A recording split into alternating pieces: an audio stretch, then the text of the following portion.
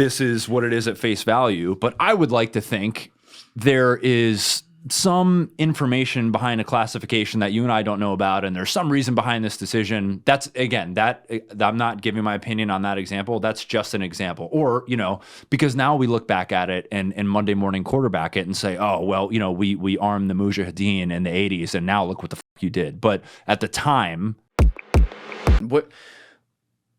What I understand about the world that I've learned talking with a lot of different people is that to say the world is run by intelligence agencies is a lazy statement, because it's actually deeper than that. It's not necessarily, in my opinion. There's forces we can't see. We can talk about that too. But the forces you can see, let's focus on the intelligence agencies. It's not so much that it's run by them. It's run by the consequences that they view, as Bustamante would say, the casualties in the real world of the actions that they take against each other covertly. And that includes people who diplomatically are friends. Below the surface, these guys can tell you all they want. Yes, the Five Eyes get along more than others. Yes, they share intelligence. No one's full friends. Do you fuck over your friends once in a while because you're afraid they're going to do something to you? No, you don't, right? If you do, that's not a healthy friendship. Got news for you. They're all like that, and it's human nature. So we are living in a world that is just the result of the casualties that occur in these underground things that have nothing to do with who anyone votes for, by the way. It's beyond that. It's past that. And so, yeah, why wouldn't that affect podcasts? How many podcasts has Joe Rogan done, including the MMA show? Almost 3,000, probably like 2,800, something like that. I remember he went on Lex Fridman's show a few years ago, and he talked about it. He thinks about it too. He's like, I fucking talk to 4 people a week. One guy does this, another guy does that, another girl does that. I don't know who the fuck all these people are, nor would I expect him to, by the way. We've seen them do it in traditional media forever, and they're even more open about it there. So, to some extent, my opinion at this point, cynical as it may be, is that anyone in this space, including people that don't even cover these types of events, and there's some sort of, 4D chess second layer to whatever it is that their audience is who listens to them. Could be, let's name a random one, like a Jay Shetty, who's like out there doing mental health stuff. You'd think totally great, right? Jay Shetty doesn't know, it's not his fault. He doesn't know every fucking guy that comes on there and what narrative someone might be trying to push just on the masses and where that comes from. Every show with any attention at any level, independent, mainstream, is susceptible to being used as a useful idiot, and unknowingly, hopefully unknowingly, has been in the past, myself included. Hey, man, and that's why I asked you about it, because like you and I, we don't have a fucking team of producers to vet people and validate. So I think again, I said this in my podcast with John too, so sorry if I'm repeating myself, but I think the important point is the onus is on the individual, right? Yeah. So it's for you to decide. Like you may have just heard a CIA whatever narrative, but that's for you to decide, man. And I think there's still at the same time, there's a line where you and I decide where the line is for who we platform in the first place. But parallel to that line, people have to take everything everyone says with a grain of salt. Yeah. But I think, dude, something that's so interesting to me, like going back to your point about the unseen forces, like, fuck, man, we are so divided in this country, and people are up in arms against each other about this narrative versus this one. And I just I feel dirty when I get involved with it. So I try to keep it, first of all, I keep it entirely out of my show. I don't want to fucking talk about it. I'm not interested in it. I don't like it at all. I don't talk about it with my friends, whatever. But what I think about is that we got these people fighting over these narratives, but we're not even privy to what's going on behind the scenes. That's right. Like I just talked to fucking, sorry, I keep bringing up John. It just happened. Yeah. Great guy to bring up. Exactly. But for example, Netanyahu has asked every president to bomb Iran, and Trump is the first one to do it. And so what people think is like, this is what it is at face value. But I would like to think there is some information behind a classification that you and I don't know about, and there's some reason behind this decision. That's, again, that I'm not giving my opinion on that example. That's just an example. Or, because now we look back at it and Monday morning quarterback it and say, oh, well, we armed the Mujahideen in the 80s, and now look what the fuck you did. But at the time, I'd like to believe it's, naive, maybe, I'll just call it out, but that they were acting on what information was available to them in that sort of manner. But I don't know, dude. I think about that a lot, and just the fact that, it's all a big fucking show, and we don't see what's behind the curtain. And that, to answer your question, is what I love about having Delta Force operators and CIA officers on, is like, that's the ground truth. Those are the guys that the people in fucking air-conditioned offices in D.C. sent to do those things. As best as they can see it, where they weren't compartmentalized. But I'll take it from them over some politician on CNN or Fox. Absolutely, and I can appreciate it a lot more from them, too, because they actually had to do the hard things. Yes. I think it's a great point.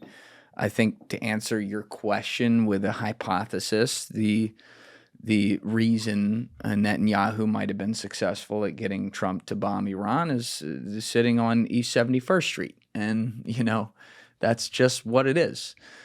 There are things that seem by the way, is that Epstein's penthouse? Yeah. Or townhouse, rather?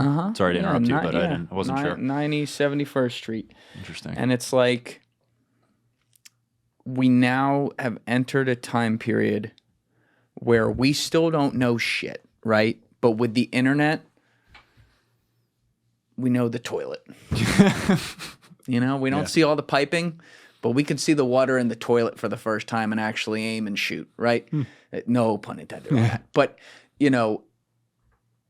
because of that, now when there are certain things that are so obvious in front of people that then get shoved under the rug, forget the fact that it's offensive to civilians like you and me. Imagine how offensive you can see it, how offensive that is to some of the guys that we talk to and the guys who have lived it, including stuff that they're not comfortable even talking about on camera because it pisses them off so much. It's like, Rogan used to have a great line that I just think was perfect, where he was like, all these people who come up to see the president on day one in office, they were there before he got there. They're going to be there after he leaves. Yeah. And even all those people are still compartmentalized in some way on a need to know in the worlds that they know. So when you put all those compartmentalizations together, no one really knows shit, but the machine, the blob, if you will. That's like Mike Benz's line. The blob knows. The octopus knows, because all the tentacles go somewhere. And then maybe there are people at the top of that tentacle who know more, that can know more of those buckets, if that makes sense to people out there. But it gets really tough when you start to look at a guy like Trump, if you ignore the politics, right, and just look at it on the surface. This is a guy who's supposed to be coming in as the political outsider. When you then see him come in, albeit for the second time, and do things that look like it's just a part of the same little inside club and you ain't in it, no matter where you stand, left or right, there's something in that that's demoralizing. I've had a lot of conversations with liberals and conservatives recently, so that ranges on the spectrum from people who really don't like him to people who liked him. I'll say a lot of people I'm talking to on the right side are like, I don't know about this guy now, and I get that, but it's like the common refrain is like, well, at least we could, even from the left, well, at least he could try to do this, and now he's not doing that. It's demoralizing, because it's like, does your vote even mean anything? I won't speak for you, but especially off camera, some of these people I've spoken with, they think it's like funny. They're like, yeah, right. Oh yeah, your vote. Yeah. Making a difference. Yeah, making a real difference in the world. They're like, it'll move at 5% this way or 5% that way. It's a cultural shift. That's why every presidency goes Republican, Democrat. But it's like the real decisions are being made by something above that. And I don't think you have to be a conspiracy brain to think like that now. Yeah. I mean, again, man, you don't have to have the answers, but it's good to speculate. It's good to just be aware that what you're seeing may not be the full picture. Just having that lens in general. You don't have to, overanalyze and dissect everything, but just to take everything with a grain of salt and seriously. You had in that guy Rick Spence, right? Yeah. And he's like a Colts expert and that stuff. What did he like? Who did he think, quote unquote, runs the world? Hypothesize, and how did he look at it? He didn't have a definitive answer, but what I found interesting about Rick is just the way that he thinks about things. And I think that would be the thing for people to pay attention to. But like the idea was that essentially, again, going back to this concept of not taking something at face value, it's just about thinking strategically and thinking about what the range of possibilities may be, right? And there's a percentage base assigned to all of those ranges, and is it some fucking cabal of baby eaters that convene once a year and drink blood? Like, sure, that's an option. It might be a 1% option. You know what I mean? Like, Yeah. So what's more likely is something else maybe. But his point was just don't rule anything out, but don't get attached to something just because you think it's interesting. That's the problem. And that's a great point he makes. People don't want to hear that. But people want the most ridiculous, sinister outcome to be the outcome because it makes their life more interesting. And it's easy for any of us, myself included, to fall into that trap. But you can't do that. You have to be able to have honest conversations about things. But the internet incentivizes, we are all team whatever, or we are all team whatever. And you're either on the team with every fucking thing, or you're not. And you're not going to be in the algorithm. And I don't know how you think about it, but like, I'm uninterested in that, man. I have a line on this show in the sense that when I bring people on, at least going into it, sometimes afterwards you're like, oh, okay, that was a little fart, and I thought. But when I'm looking at bringing people on, I bring people on from across the spectrum, across all different topics. Sometimes we're not even talking any politics or whatever with some of these people I'm thinking of in here. But it's like in general, what's their worldview? There's a line for me though. Right? If 0 is farthest left and 100 is farthest right, I'm not really interested in going past 20 or 80 to either opposite direction. Because I can predict every fucking thing the person's going to say. They're not going to even listen to probably any counterpoints I might have, not even to rebut them, but to say, have you thought about it this way? Or have you considered this perspective? And like, you talk with people for a long time. Speaking for myself, it's not interesting talking with someone for 3 hours who, again, you can predict everything they say and you're not going to get anywhere with them and you're not going to learn anything new. Yeah. And I give you credit for doing what you do because I respect your ability to talk about these things, especially geopolitically with people and like be able to stand your ground. And I think, again, for people that, I don't know how much of that is like intrinsic to you, like let's call it talent versus just being well versed on something and like doing a lot of front end research. And I would say, like, again, going back to that talent piece, the more you verse yourself in something, the less you have to rely on talent to get you there.